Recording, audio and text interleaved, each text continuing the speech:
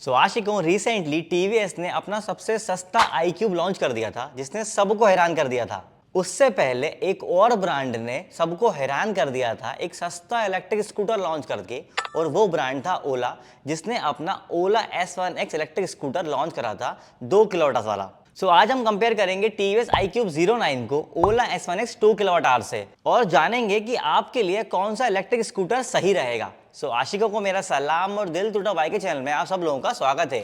सबसे पहले बात कर लेते हैं कीमत के बारे में। ओला S1X का प्राइस जो है वो है 75,000 रुपए और टीवीएस iQube Zero 9 का प्राइस है 1,07,300 रुपए। इस गाड़ी के अंदर अभी आपको 12,300 रुपए का कैशबैक मिल रहा है, तो इस गाड़ी का जो इफेक्टिव प्राइस बन जाता है वो बन जाता है 95,000 रुपए। अब यहाँ पे ध्यान देने वाली बात यह है कि कुछ टाइम पहले तक ओला S1X 2 किलोवाट वेरिएंट आपको 70,000 रुपए में मिल रहा था, पर अब इस गाड़ी का प्राइस ओला ने ऑफिशियली 5,000 रुपए बढ़ा के 75,000 रुपए कर दिया है। और एक्चुअल में इस गाड़ी का प्राइस तब बढ़ा है जब S1X की डिलीवरी स्टार्ट हुई है। दूसरी तरफ टीवीएस ने 95,000 रुपए में इलेक्ट्रिक स्कूटर लॉन्च तो करा है, पर इसकी डिलीवरी अभी स्टार्ट नहीं हुई है। तो प्राइस के हिसाब से तो ओला ही अभी तक का सबसे सस्ता इलेक्ट्रिक स्कूटर ऑफर कर रहा है, लेकिन अब देखते हैं कि फीचर्स और परफॉर्मेंस में क्या डिफरेंस है। तो अब बात कर लेते हैं बैटरी के बारे में। ओला S1X के अंदर 2 किलोवाट आवर का बैटरी पैक दिया हुआ है। इस गाड़ी की जो IDC रेंज है वो 95 किलोमीटर की है, और अगर हम एक्चुअल रेंज की बात करें तो ये आपको 70 किलोमीटर के आसपास मिलती है।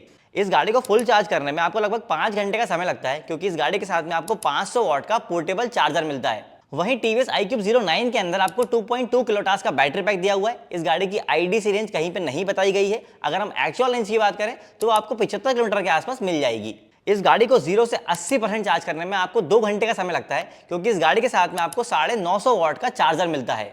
अगर हम बैटरी परफॉर्मेंस की बात करें तो बहुत ज्यादा डिफरेंस नहीं है। हाँ, क्योंकि iQube Zero 9 की बैटरी जो है 10% बड़ी है, इसलिए आपको रेंज थोड़ी ज्यादा मिल रही है। पर जो एक्चुअल में नोटिस करने वाला डिफरेंस है वो है चार्जर के अंदर। ओला के अंदर आपको 500 वाट का चार्जर मिलेगा, जिससे बैटरी कैपेसिटी के हिसाब से चार्जिंग टाइम थोड़ा ज्यादा लग रहा है। वहीं पे टीवीएस ने कुछ अलग करा है। 95,000 रुपए के अंदर ही आपको 950 वाट का चार्जर दिया है, जिससे इसका चार्जिंग टाइम ओला के मुकाबले काफी कम लगता है।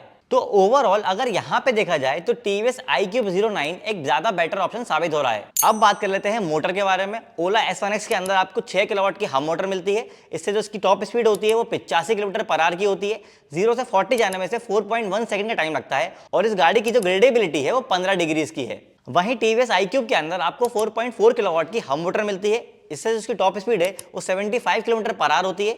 0 से 40 जाने में से 4.2 सेकंड का टाइम लगता है, और इस गाड़ी की जो ग्रेडेबिलिटी है वो 10 डिग्रीज की है। देखो, पहली चीज तो ये है कि अगर प्राइस को कम करना है तो परफॉर्मेंस में कॉम्प्रोमाइज करना पड़ेगा, और इसीलिए ये दोनों ब्रांड्स आपको PMSM मोटर नहीं दे रहा है बल्कि हब मोटर दे रहे हैं। लेकिन अगर ऑन पेपर मोटर की पावर की बात करें तो ओला आपको एक ज्यादा पावरफुल मोटर दे रहा है, और इसी वजह से टॉप स्पीड, एक्सेलरेशन और ग्रेडेबिलिटी के अंदर वो टीवीएस से आगे है। लेकिन एक चीज आप यहाँ पे ध्यान रखें कि जितना ज्यादा मोटर की परफॉर्मेंस को यूज करेंगे आपको रेंज उतनी ही कम मिलेगी। अगर मैं आसान भाषा में बताऊं तो जितनी तेज आप गाड़ी चलाएंगे या फिर जितनी खड़ी चढ़ाई पे आप गाड़ी चलाएंगे आपको रेंज उतनी ही कम मिलेगी, और ये चीज सारे इलेक्ट्रिक स्कूटर में एप्लीकेबल होती है। पर इन दोनों गाड़ियों के अंदर ये चीज आप ज्यादा महसूस कर पाएंगे, क्योंकि इनका बैटरी पैक जो है वो ऑलरेडी छोटा है। तो ओवरऑल मोटर के मामले में ओला एक ज्यादा बेटर ऑप्शन है। अब चलते हैं कर्व वेट की तरफ। ओला का जो वेट है वो 101 किलो है, वहीं टीवीएस का जो वेट है वो 115 किलो है।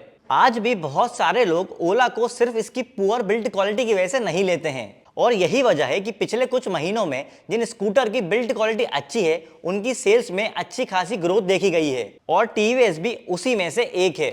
अभी रिसेंटली टीवीएस iQube के 1-2 केसेस आए जिनके अंदर स्कूटर का चेसिस जो है वो टूट गया, और इसके ऊपर टीवीएस ने एक बहुत अच्छा रिस्पॉन्स दिया है। उन्होंने कहा है कि जो भी हमारे स्कूटर्स 10 जुलाई 2023 से 9 सितंबर के बीच में बने हैं उनको हम रिकॉल करेंगे और उनका इंस्पेक्शन करेंगे, ताकि आने वाले फ्यूचर के अंदर ऐसे केसेस ना आए। लेकिन अगर आप बिल्ड क्वालिटी के हिसाब से पूछो कि टीवीएस और ओला के अंदर एक ज्यादा बेटर ऑप्शन कौन सा है, तो टीवीएस डेफिनेटली एक ज्यादा अच्छी बिल्ड क्वालिटी ऑफर करता है। अब बात कर लेते हैं बूट स्पेस की। ओला के अंदर आपको हमेशा की तरह 34 लीटर का बूट स्पेस मिलता है, जबकि टीवीएस iQube के अंदर आपको 30 लीटर का बूट स्पेस मिलता है। भाई, बूट स्पेस स्कूटर के अंदर बहुत बड़ा रोल प्ले करता है, क्योंकि इसके अंदर आप अपना बहुत सारा सामान रख सकते हो।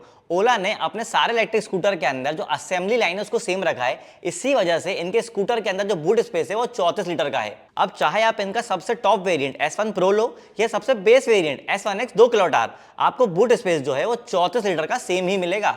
वहीं टीवीएस ने अपने नए वेरिएंट के अंदर बूट स्पेस को थोड़ा सा कम कर दिया है, क्योंकि टीवीएस के जो पहले इलेक्ट्रिक स्कूटर आते थे टीवीएस iQube और iQube S, उसके अंदर 32 लीटर का बूट स्पेस आता था, जबकि टीवीएस iQube 09 के अंदर 30 लीटर का बूट स्पेस आ रहा है। तो भाई बूट स्पेस के मामले में तो ओला एक ज्यादा बेटर ऑप्शन है। अब चलते हैं ग्राउंड क्लियरेंस की तरफ। ओला का जो ग्राउंड क्लियरेंस है वो 160 mm का है, वहीं टीवीएस iQube का जो ग्राउंड क्लियरेंस है वो 157 mm का है। यहाँ पे कोई बहुत बड़ा डिफरेंस नहीं है, क्योंकि दोनों ही इलेक्ट्रिक स्कूटर जो हैं वो सिटी यूज के लिए बने हैं, इसलिए दोनों का जो ग्राउंड क्लियरेंस है वो कम ही रखा गया है। पर यहीं पे अगर आप पूछोगे कि स्पीड ब्रेकर पे पहले कौन सी गाड़ी लगेगी, तो भाई वो टीवीएस होगी। अब बात कर लेते हैं टायर, ब्रेक्स और सस्पेंशन की। ओला की अगर हम बात करें तो यहाँ पे आपको फ्रंट में 12 इंच का स्टील रिम मिलता है, साथ में आपको ड्रम ब्रेक्स मिलते हैं और टेलीस्कोपिक सस्पेंशन मिल जाता है। वहीं अगर हम रियर की बात करें तो वहां पे आपको 12 इंच का हब व्हील आता है, ड्रम ब्रेक्स मिलते हैं और ड्यूअल शॉक एब्जॉर्बर मिलता है। वहीं अगर हम टीवीएस iQube की बात करें तो वहां पे फ्रंट में 12 इंच का अलॉय व्हील आता है,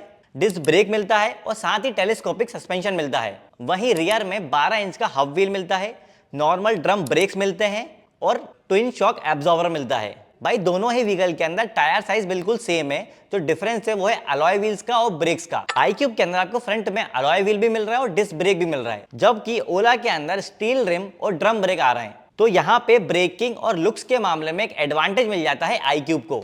सस्पेंशन के मामले में तो भाई कोई डिफरेंस नहीं है, क्योंकि दोनों ही स्कूटर आपको same set of suspension offer कर रहे हैं। सो ओवरऑल इस पॉइंट के अंदर मैं टीवीएस iQube को एक ज्यादा बेटर ऑप्शन मानता हूँ।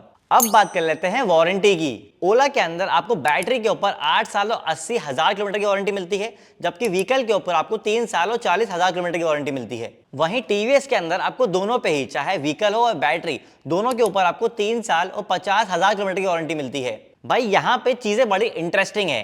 टीवीएस का वारंटी शेड्यूल सभी वेरिएंट्स के लिए सेम है। एक्सटेंडेड वारंटी का ऑप्शन भी है, यहाँ पे आप बैटरी की वारंटी को 2 साल और 20,000 किलोमीटर के लिए बढ़ा सकते हो। लेकिन ओला ने बाय डिफॉल्ट अपने सारे इलेक्ट्रिक स्कूटर की वारंटी को 8 साल और 80,000 किलोमीटर कर दिया है। लेकिन S1X 2 किलोवाट वाले वेरिएंट के अंदर आप इसे एक्सटेंड नहीं करा सकते।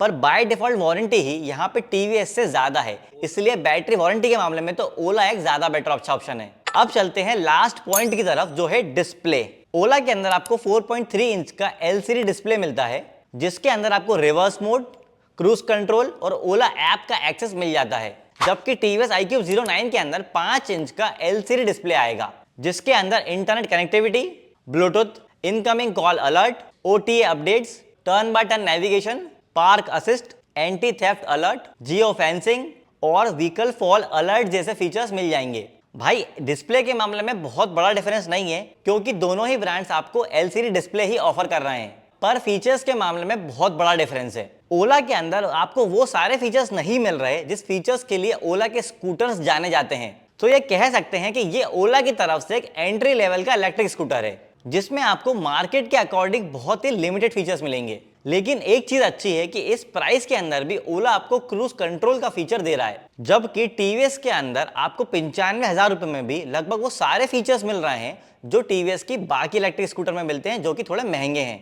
और लिटरली इसमें वो सारे फीचर्स भी हैं जो ओला जैसी ब्रांड भी कम प्राइस में नहीं दे पा रही। तो मैंने कभी ये नहीं सोचा था कि कोई ऐसा ब्रांड भी होगा जो कम प्राइस में आपको ओला से ज्यादा अच्छे फीचर्स दे पाएगा, और वो यहाँ पे टीवीएस ने कर दिया है। एक कम प्राइस के अंदर भी आपको बहुत ज्यादा अच्छे लेवल के फीचर्स मिल रहे हैं। तो फीचर्स के मामले में जो एडवांटेज मिलता है वो टीवीएस iQube 09 को मिलता है। अगर हम चाबी की बात करें तो दोनों ही स्कूटर के अंदर आपको फिजिकल की मिलती है। आप लोगों की नॉलेज के लिए बता दूं कि iQube के अपर वेरिएंट के अंदर, जो कि iQube S 3.4 किलोवाट से स्टार्ट हो जाते हैं, इन स्कूटर्स के अंदर आपको फ्लिप की मिलती है। वहीं ओला में S1X प्लस से आपको कीलेस एंट्री मिल जाती है। तो ऑपरेशन के मामले में तो दोनों ही स्कूटर का जो ऑपरेशन है वो सिंपल है, क्योंकि यहाँ पे आपको फिजिकल की मिल रही है। अगर हम कलर ऑप्शन की बात करें तो ओला आपको S1X के अंदर 7 कलर ऑप्शन देता है, जबकि टीवीएस आपको iQube 09 के अंदर 2 कलर ऑप्शन दे रहा है। अब ये वाला पॉइंट सबके लिए इंपॉर्टेंट नहीं है, पर कुछ लोग ये जानना चाहते थे, इसलिए ये पॉइंट को मैंने इंक्लूड कर दिया है। देखो, ओला के अंदर आपको ज्यादा कलर ऑप्शन मिल रहे हैं, पर ये सारे ड्यूअल टोन वाले कलर्स हैं।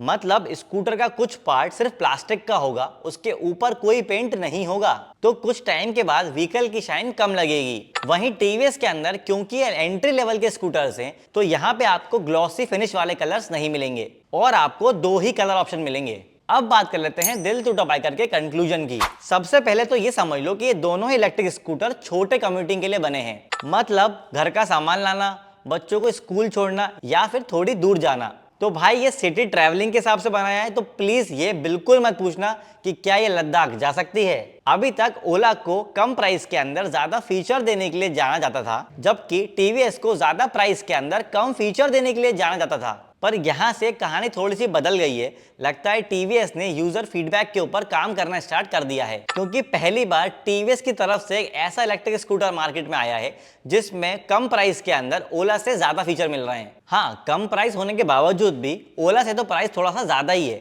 पर फीचर के मामले में टीवीएस ने ओला को तो पीछे कर दिया है।